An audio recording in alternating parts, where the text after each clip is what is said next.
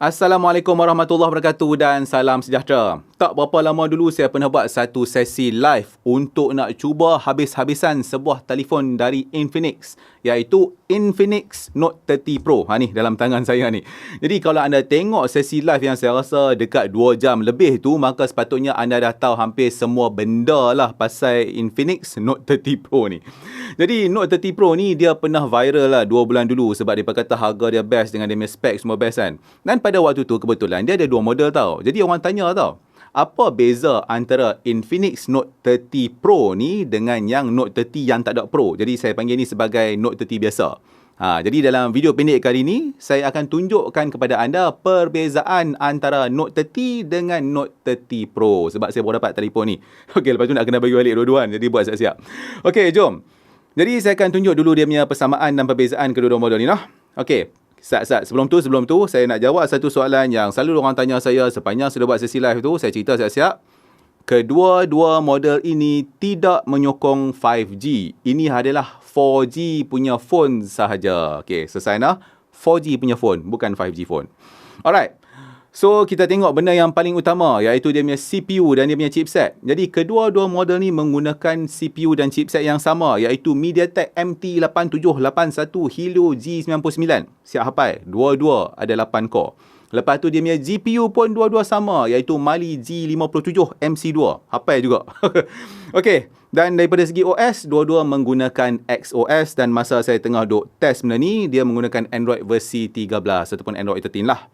Jadi, beza yang kita boleh nampak secara fizikal adalah Note 30 ni, yang biasa ni adalah lagi besar daripada Note 30 Pro. Betul. Yang biasa ni lagi besar daripada yang Pro ni. Yang Pro ni kecil sikit. Sebab apa? Sebab yang Note 30 ni, dia punya size screen tu adalah 6.77 inci. Yang Note 30 Pro ni pula adalah 6.67 inci. Kurang 0.1 inci. So, yang ni lagi kecil. Okay, lepas tu kalau anda tengok dekat resolution, Note 30 ni punya resolution adalah 2460 x 1080. Yang Note 30 Pro ni pula adalah 2400 sahaja kali 1080. Jadi dia pendek lagi. Okey.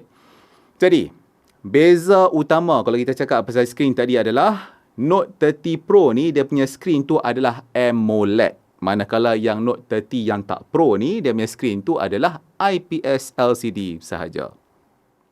Seterusnya, kita tengok dia punya performance memory. Jadi, kedua-dua model ni yang ada dengan saya ni didatangkan dengan RAM 8GB. Lepas tu dia kata ada virtual RAM 8GB lagi. Jadi, kita boleh campur dua-dua jadi 16GB. Lepas tu dia punya ROM, dua-dua model adalah 256GB. Jadi, phone ni punya UFS ataupun Universal Flash Storage tu adalah version 2.2 kalau mengikut spesifikasi dia lah. Jadi kalau untuk nak test dia punya kelajuan tu, maka saya gunakan satu aplikasi yang mana nama dia adalah CPDT. Dan kalau anda tengok dekat sini, result dia adalah agak menarik. Jadi ada setengah benda tu dia lebih sikit pada Note 30 Pro, lepas tu ada setengah benda lagi dia lebih kepada Note 30 ni. Jadi secara mudahnya, pendek kata panjang, dia tak banyak beza. Jadi storage untuk kedua-dua model ni daripada segi dia punya read and write itu adalah lebih kurang sama saja laju dia. Okey, seterusnya saya buat beberapa benchmark lah untuk nak tengok perbezaan dia kan. Jadi mula-mula saya buat Geekbench. Sama juga result dia kalau anda tengok kat sini. Untuk yang single core tu menang dekat Note 30 Pro, tapi yang multi core tu menang dekat Note 30. Seterusnya anda tengok kan, sama juga, tak banyak beza lah dia punya hasil benchmark tu. Lepas tu saya buat 3D Mark seperti biasa. Jadi saya buat testing kan, dia ada macam-macam test. Jadi saya buat dua test je lah. Jadi yang pertama tu saya buat yang Wildlife Extreme. Lepas tu yang kedua tu saya buat yang Slingshot Extreme tu. Okey, lepas tu kalau anda tengok dia punya hasil kan, sama jugalah Note 30 dengan Note 30 Pro ni tak banyak beza juga. Dan akhir sekali saya buat benchmark menggunakan PC Mark. Dan seperti apa yang anda boleh nampak ni memang tak banyak beza. Jadi secara rumusannya memandangkan CPU, dia punya chipset dan GPU tu adalah sama, maka tidak ada perbezaan daripada hasil benchmark tu sendiri. Alright, seterusnya saya buat network testing sikit. Jadi saya telah sambungkan kedua-dua telefon ni kepada Wi-Fi rumah saya. Jadi dua-dua model ni dia menyokong Wi-Fi AC, maksudnya Wi-Fi versi 5 tu kan. Jadi bila saya sambungkan dia dengan Wi-Fi rumah saya yang 5 GHz tu, maka link speed untuk dia punya transmit dan dia punya receive tu adalah lebih kurang sama. Dah tengok dah, transmit dapat dalam 390 megabit per second dan receive dalam 400 lebih megabit per second macam tu. Dua-dua telefon sama. Dan untuk nak test network tu, saya buat testing yang paling mudah iaitu speed test. Dan seperti apa yang anda boleh lihat result untuk speed test tu adalah tak banyak beza di antara kedua-dua telefon ni. Satu perbezaan yang ada pada Note 30 Pro ni adalah dia menyokong reverse wireless charging. Jadi anda boleh gunakan telefon ni untuk nak charge benda lain yang boleh di-charge secara wireless. Contohnya macam telefon ke apa kan.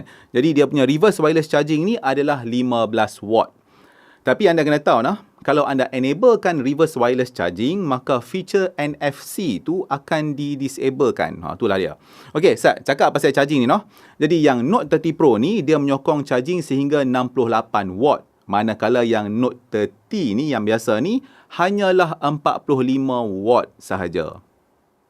Pada awal video tadi, saya dah buat bermacam-macam benchmark dan anda boleh lihat sendiri tak banyak perbezaan daripada segi performance untuk kedua-dua model ni. Sebab macam saya kata tadi, dia punya CPU, dia punya chipset, dia punya GPU, lepas tu dia punya storage semua. Lebih kurang sama saja performance dia. Tapi saya buat jugalah sedikit gaming test secara sebelah menyebelah macam ni. Dan untuk nak tunjukkan kepada anda yang main testing tu, yang settings PUBG tu, untuk game ni saya pilih PUBG lah untuk minta maaf dan jangan suruh saya main Genshin Impact semua. Saya buat satu game saja. Cakap pasal game ni, kalau anda nak tengoklah game apa yang boleh main, anda pergi tengoklah balik yang sesi live tu, saya dah try macam-macam. Ini saja sebagai refresher saja. Okey, jadi untuk PUBG tu, saya pilihlah settings yang paling tinggi yang saya boleh set untuk kedua-dua telefon ni. Jadi saya mainlah game ni dan saya tunjukkan kepada anda dia punya gameplay sebelah menyebelah. Dan dalam masa yang sama saya dah enablekan dia punya gyroscope. Sebab dulu masa tengah buat live tu, dia kata kat saya, enablekan gyroscope kan. Jadi saya try, memang boleh, tak ada masalah. Dan seperti apa yang anda boleh lihat daripada segi grafik dan performance, memang tak banyak beza lah yang anda boleh nampak. Dan kalau anda betul-betul nak nampak perbezaan dia kan secara fizikal, anda akan nampak perbezaan kalau anda tengok dia punya screen tu sahaja. Dulu masa saya tengah buat testing gaming masa live tadi kan, saya cerita kat anda tu, masa saya pakai yang Note 30 Pro ni, ada orang tanya saya pasal satu benda dipanggil sebagai bypass charging. Jadi saya dah check benda tu, kedua-dua model ni boleh support bypass charging. Jadi anda boleh pergi set lah dekat satu benda nama dia macam smart panel tu, dia ada settings dekat situ untuk anda nak enablekan bypass charging tu. Sat, lepas tu kalau cakap pasal gaming, mesti ada macam sound semua tu kan. Jadi mesti anda fikir sound test macam mana kan. Okey, mari saya cerita dekat anda Kedua-dua model ni adalah menyokong stereo speaker. Dia ada stereo lah, ni bukan mono. Dan kalau nak dengar dia punya live punya bunyi tu, anda boleh tengoklah balik saya punya video yang saya buat masa sesi live tu. Saya dah test macam-macam dengan lagu lah, dengan apalah. Jadi dia sama saja, tak ada perbezaan. Jadi anda boleh tengok saya dah test habis-habisan dalam tu. Okey, dalam testing yang terakhir ni saya akan tunjukkan secara mudah kepada anda perbezaan utama antara Note 30 dengan Note 30 Pro. Jadi hardware lain semua anda tak nampak beza. Yang betul-betul beza adalah keupayaan kamera dia. Jadi kamera depan ataupun yang kita panggil sebagai selfie kamera ni kan, untuk yang Note 30 ni adalah 16 megapiksel. Manakala untuk yang Note 30 Pro ni dia adalah 32 megapiksel. 2 kali ganda.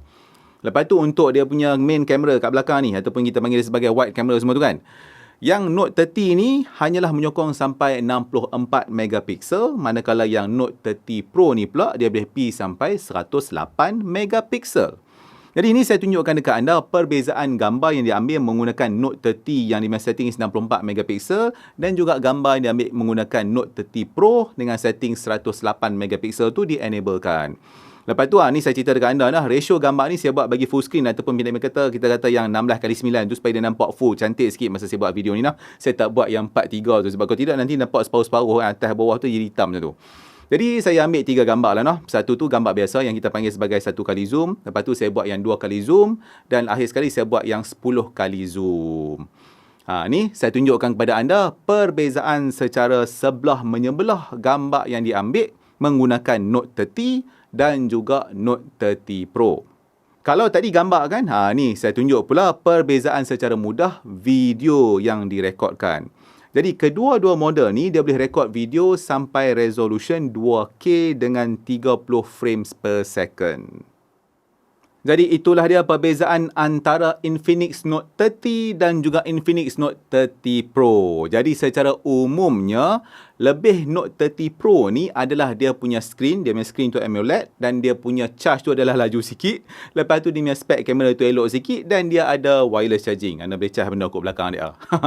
Jadi, harga Note 30 ni adalah RM699. Manakala yang Note 30 Pro ni pula adalah RM899. Jadi beza di antara dua ni adalah RM300.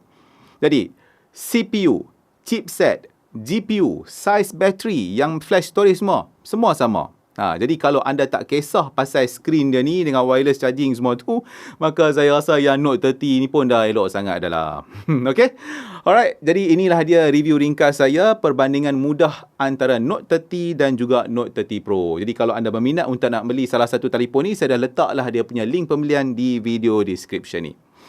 Alright, jadi sampai sini dululah video saya untuk kali ni. Jadi kalau anda rasa video ni mendatangkan manfaat kepada anda, maka saya harap anda sudilah untuk subscribe ke channel YouTube Pendakwah Teknologi dan juga follow Facebook dan juga Twitter rasmi Pendakwah Teknologi. Sekarang Twitter tak dengar Twitter dah, kita panggil dia sebagai X. Jadi X rasmi Pendakwah Teknologi. Okey, insya-Allah kita jumpa lagi di episod yang seterusnya. Terima kasih kerana menonton. Assalamualaikum.